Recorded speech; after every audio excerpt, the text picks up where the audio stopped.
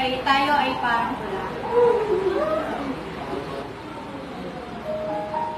Ang tula na to ay para sa'yo. Pero nangangako ako na ito na ang una at huli. Huling tula ang isusulat sa'yo.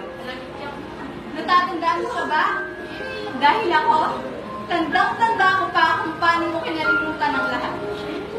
Ako nga pala ang babaeng bakas ng iyong lumipas, kung saan ang pag-ibig mo'y pumupas. Bakit nga ba nagkaganon? Bakit natapos ang masasayang kahapon? Habang niyayakap ang ulan na sumasalo sa mga luha, nagtatanong kung bakit unti-unting nawalan ng bisa ang mga talang laging tinitingala. Sa bawat gabing sabay tayong nangangarap na sana sabay nating makamit ang mga korona na nagsisimbulong tayo ay nagpagina. Pero bakit nagpatalo? Kung lahat naman ng barahay sinubal ko. Bakit sa muling pagtingala ay naglaho na ang mga tala? Bakit sa tuwing yayakapin kita ay hindi ko na marinig ang tibok ng puso mo na dati ang kakibat ay pangalan ko? Dahil ba hindi na ako?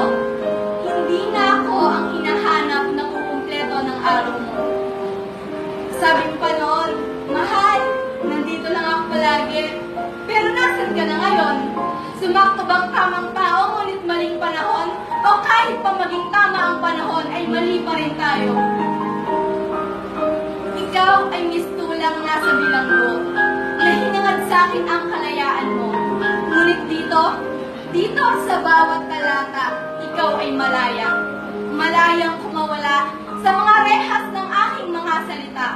Malapit nang matapos pero nangangapa pa rin ang pluma, hindi makapili ng letra dahil hindi malaman kung bakit ang ako at ikaw ay hindi tugma. Gayunpaman, tayo ay parang tula. Tula na hindi ko gustong simulan. Tula na hindi ko na dapat sinimulan dahil hindi ko pala kayang makasan.